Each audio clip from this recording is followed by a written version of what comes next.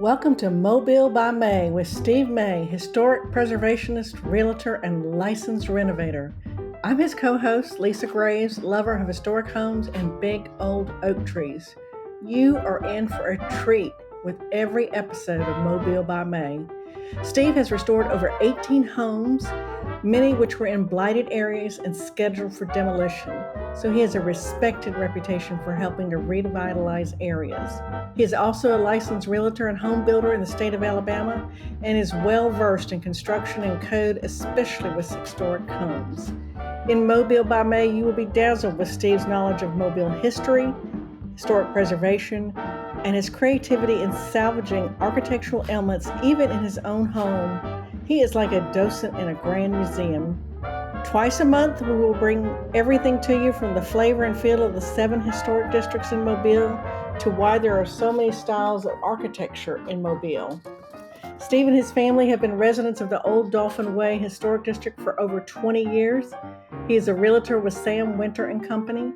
His knowledge of historic construction, the uniqueness of Mobile's architecture, and his many contacts in the construction industry is a big plus.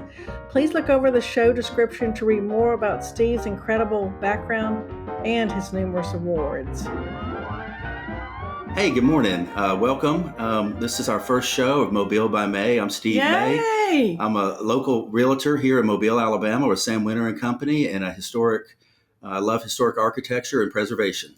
I'm Lisa Graves, and I am a lover of historic homes and big old oak trees. And if you've never been to Mobile, oh my Lord, you have to come. It's just amazing, the historical architecture and the trees. In fact, the first time that I rode with Steve, the first thing he did was take me to the Duffy Oak, which is this fabulous, huge oak tree that it's the oldest oak tree in Mobile, isn't it? Yes. It's just magical to be around so much beautiful homes and history and these trees. When I rode with Steve that first time, I was just so blown away that all the knowledge and the history he had of Mobile. Seriously, it was a great experience for me. And I thought to myself, this man is a preservationist. You know, his job may be a realtor, but he's really a preservationist. So you're going to learn a lot in Mobile by May. I have learned a lot just from being with him. And his heart is just huge for anything involving salvage, historical preservation. He's moved several homes. So we're going to talk about a lot of different things during the podcast. So I'm excited to do this with you. I am too. I'm so excited. It's been 20 years of restoring these historic homes, and feel like I have some information that hopefully I can share with people that will give them some more knowledge about our city and help it come to life. You've restored 15 homes? I'm on 18th right now. And we've moved 3. We moved them to save them from being demolished, including the one we're sitting in right now, my house, which was not the original plan. But about half the homes were severely blighted, condemned properties, and just part of helping to revitalize downtown Mobile. The only way to do it was one house at a time. So we started buying up a house a year, and I was worked in the corporate world for about 20 years, and I was a weekend warrior restoring historic homes. And now I'm all grown up, and this is what I do for a living. I sell real estate and restore houses full time. And I just every morning I wake up, I'm just so enthused and excited I get to do this. It's my dream job. You can tell it's your passion. It is. And you just got your contractor's? My home builder's license. Home builder's license. So I'm helping some others with restoration of their properties as well. And I will tell you, Steve was invaluable to my husband and I when we bought our 1920s bungalow here.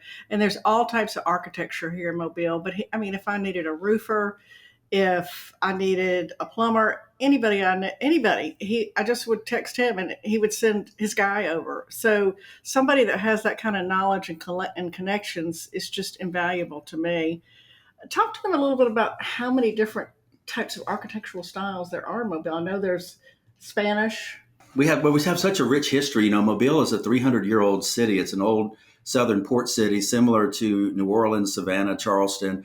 We have a heavy French influence in our architecture, which you can kind of feel that, which is very different from the East Coast of Charleston and Savannah. But we do have that influence with the Spanish and the French and the British.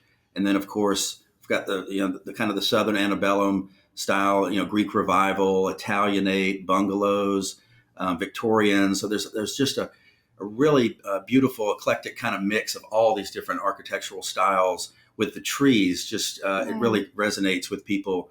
It's just so beautiful and unique in the beauty that we have here. And so that's why I'm so excited about being able to showcase so much of what we have to offer, because I feel like we're really a hidden gem. Not only do you have this historic preservation and these trees, but the people here are the kindest, most welcoming people I have ever experienced in my life. We have been incredible. I mean, people are walking down our street. Hey, you're the new neighbors. I mean, probably in the first week we met 7 of our neighbors. I mean, I got invited to 2 little neighborhood gatherings this weekend, and I That's just right. roll into You're town. already I'm like, involved. well, okay, this is fun. Steve and I are sitting in his house. Tell him about the house. So this home was set to be demolished a few years ago on Tuscaloosa Street off Spring Hill Avenue, and I've always loved this home. I've had my eye on it for over 20 years. It's just very simple, classic Greek Revival temple style, and it's so simple in its design, but it's so grand at the same time because it looks like a little cottage. But when you get into these historic homes, what you find out is they have soaring ceilings, massive windows let light in. Of course, they were designed from a different standpoint because they didn't have air conditioning back then. So they had to have, these are 13-foot ceilings with 11-foot windows that open, and the transoms over the doors allows all the air to circulate. So it really makes, I think it's 1,800 square feet, but it feels larger than that. The rooms are bigger, the windows, the light. And so all of these materials, it's made out of cypress and heart pine flooring, just the choicest materials that they could use back in that era, which of course there is no more of unless you're salvaging from other buildings or homes that are being destroyed, because that old growth timber was all cut down. So just to clarify for everybody, when you say the windows open, not like they open like you can let some fresh air in. The windows open all the way up. Yeah, it really, people marvel at that because it's a triple sash 6-pane windows, and so you can pick them up. We actually, when we moved into this house, we didn't move in through the front door because we had to make a turn to get in the front. We just came in straight off the sidewalk through the window. We had some large antique pieces, and everything fit so well through the large windows. It made it much easier to move in.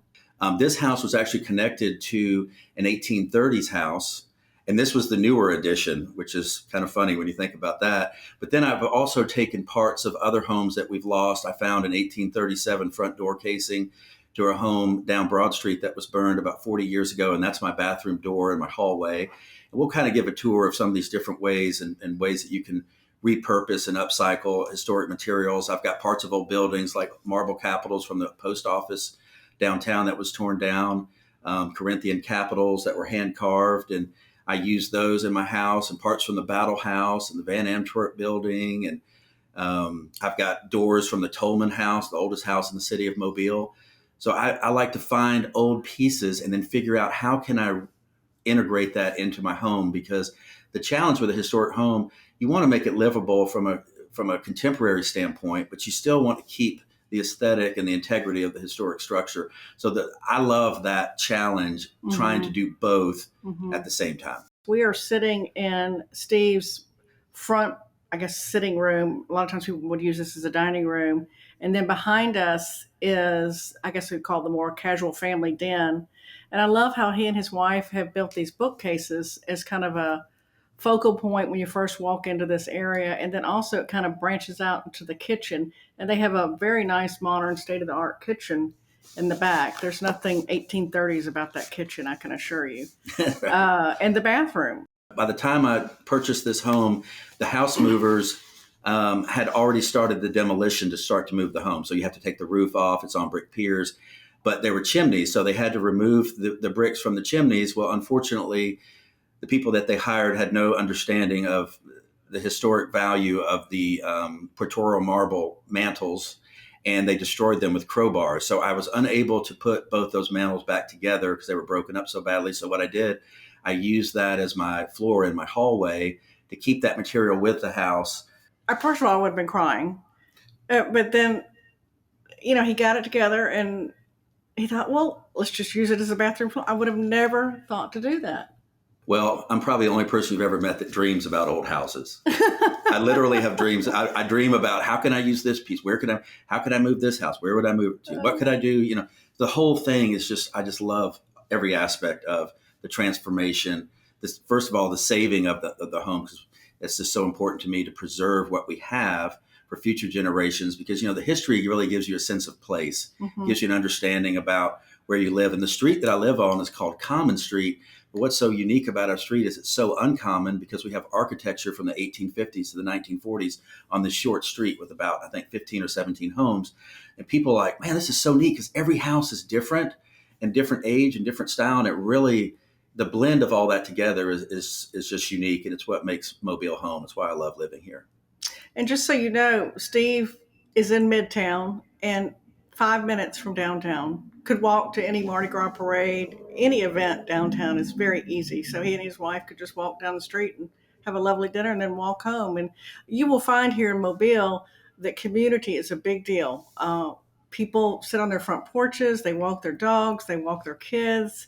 Midtown is really a vibrant, growing community, and that's what people want here. So, if that is your lifestyle, you will fit right in here for sure. What do you think? Absolutely. We love our location because, like you say, we're so close to everything. We have everything that we need. We have shopping, pharmacies, restaurants, bars, entertainment, everything downtown. And so it's been the last 20 years has been such a renaissance of historic downtown Mobile, and people are flocking down to this area because they want to be involved in this community.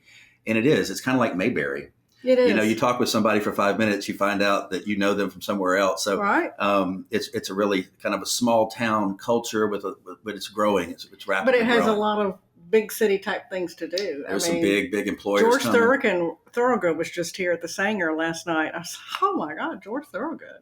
You just redid a house on Elmira, and the original, a member of the family, if I remember correctly, bought that house. Tell them about, get it. And did you move that house or was it already there? Yeah, we moved that house. Yep. Did 4 houses on Elmira Street in Oakley Garden Historic District. And the last house was an empty lot. And through a friend, I found out about a home that was about to be destroyed way down Broad Street near I-10. It was a Victorian 1870 shotgun house with all kinds of unique wainscoting and beadboard and tongue and groove siding, heart pine flooring, huge windows for a house that's small. And I just loved it. So we moved it there and then added on to it. And it turns out I had been showing houses to this couple for about 1.5 2 years. And they fell in love with the house. And what's so neat is it was actually his grandfather grew up on that street, on that property. So it just all came together. In my experience here too, you might want to talk to people about this. The houses here are either really, really large because they're older houses and the houses were huge there, or they're really, really small. Well, Mobile, such a wealthy city, and so it's so old. I mean, we have 5 rivers coming into the mouth of Mobile Bay, so there was so much cotton and transportation, being to the Gulf of Mexico, we had so much trade. So there's some massive homes, and then there's some more modest homes. So it's a kind of a neat blend, but we get about 5.5 feet of rainfall a year. So it's like monsoon. We don't get it every day. We get like 3 or 4 inches at a time. So the houses are all built on piers. They're up off the ground to help with moisture and, keeping away from termites, things like that. But it also helps lift the house. It kind of makes it more grand, having them up raised a little bit higher. So that's part of the kind of the ambiance of the historic homes, I think, in Mobile.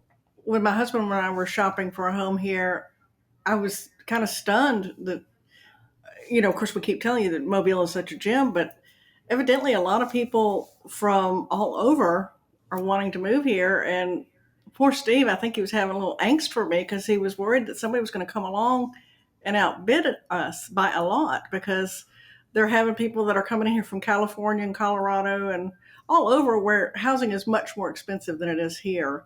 And I know he was praying for me and thinking, don't let that happen to Lisa, because my husband and I fell in love with our little bungalow.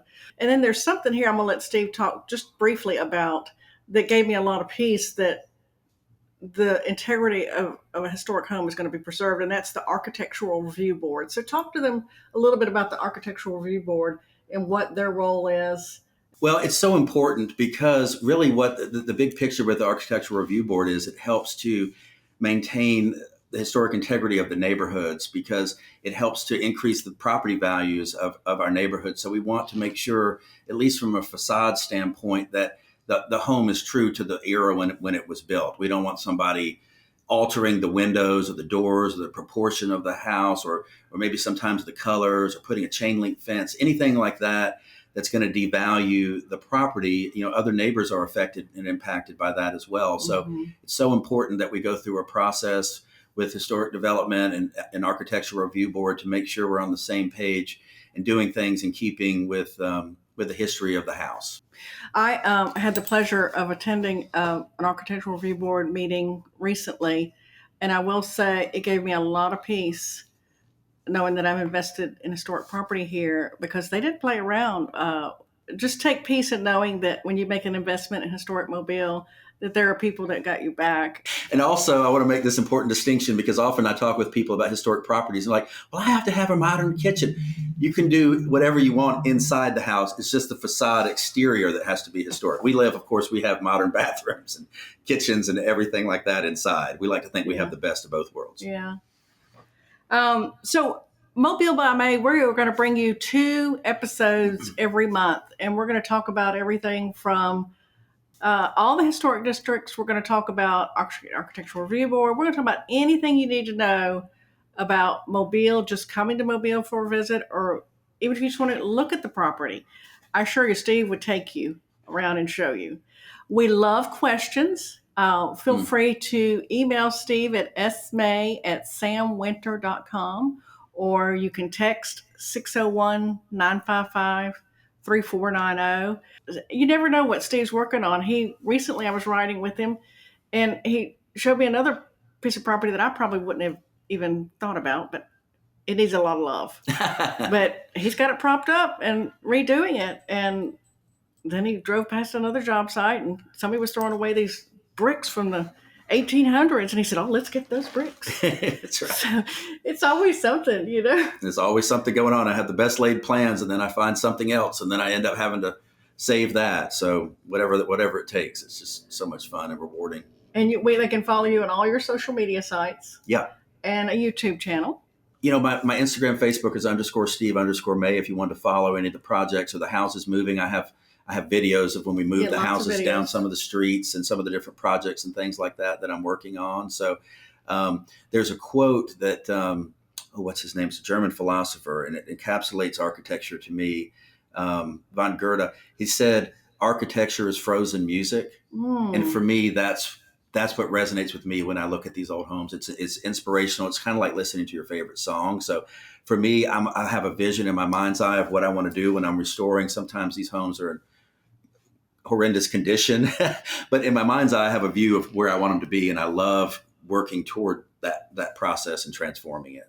Thank you. All right. Well, you guys have a great day, and can't wait to talk to you again on Mobile by May. Thank you. Thank you for joining. All righty. Bye. Hey, good morning, everybody. I thought this would be the best way to be able to share my passion for historic real estate and architecture and architectural salvage. Instead of telling everybody, I thought it would be a best way to be able to show you my home. And it really, I think, do a better job of explaining how you can upcycle and repurpose a lot of materials and really live in a historic home. And they're just so unique, like time capsules of an era, from decades and centuries ago. This is a Greek Revival temple style home that was scheduled for demolition 4 years ago, and we moved it across town on a lot I own close to downtown Mobile to save it. And our plan initially was not to move into it, but that's what happened. We live down the street, and we downsized into this home, and we absolutely love it. It's perfect for our lifestyle, and it's just very functional and beautiful. It's got timeless lines. It's Greek Revival temple style design. It has really high ceilings, large windows. I've tried to integrate a lot of historic properties into the home, like these urns were from a mansion on Government Street. These old Mobile bricks, repurposed that into the house in the original location. You can see these windows. These are 11-foot tall windows that open vertically, and you can actually walk through them. So it allows a lot of light and air flow. These are the original shutters. And if you can see here on the side, has Roman numerals. They were marked by each pair, were marked with Roman numerals back in that era. That's how they did things. So I just think it's kind of really neat timestamp of that period. And then You know, we have such a rich history in Mobile. It's a 300-year-old southern port city with 5 rivers coming into the head of Mobile Bay and going into the Gulf of Mexico. We have such an influence from the French, the Spanish, the British. You know, it's just such a story to tell about our city and these different architectural styles. It's a side hall house, so it has a large side hall on one side, which really helps to make the house flow. I have different period antiques in here, but then I do some kind of eclectic things. This is a stained glass window from a church in Scotland that the Nazis had bombed out during World War II. The church wasn't remaining, and the guy, the veteran that brought it back to America, just loved the window. And I thought it was, just reminded me of Mardi Gras, which of course Mobile is the birthplace of Mardi Gras in North America. And it's also very ecumenical with these colors. So I just thought that was a really neat piece to use in our home. And then we go into, well, there's Shiloh photobombing me. My favorite room in the house is this front parlor because it has such light and it's so serene in here. I love to sit here and read. And you can see there's lots of different pieces here. Like this is a keyhole door from New Orleans. You can see how the shape of that is a keyhole. And I just put a mirror in the back of it, toenailed it on the wall, and it really creates some depth in the room. And then it's a gesso style plaster corbel from Savannah.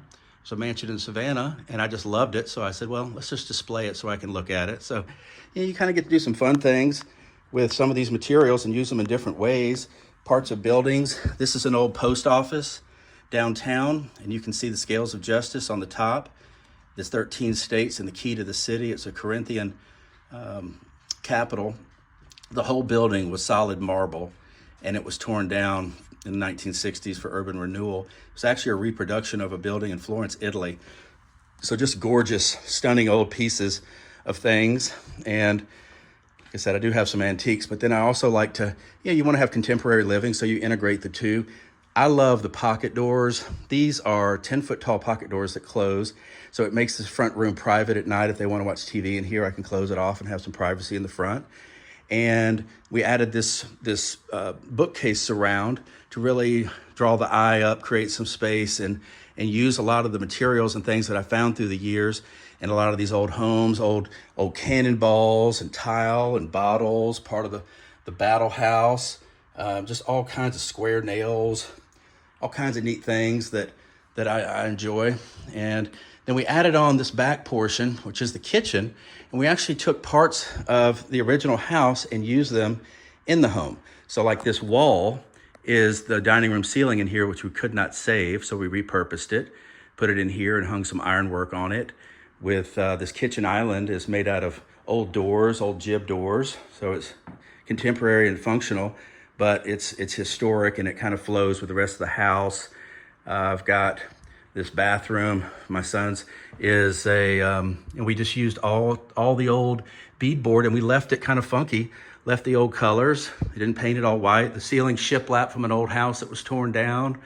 Also used some historic tile from the Downtown History Museum. This was part of the original tile from the old Southern Market, and I just love the design of it, so we use that as a kitchen backsplash. So there's just some cool different ways you can utilize different things in the home.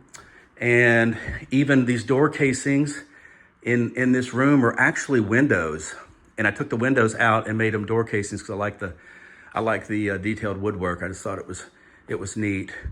So this kind of gives you an idea, maybe some ideas of different things you can do. I love ironwork and old bricks and old doors, and somehow just being involved with this for the last 20 years, restoring historic homes.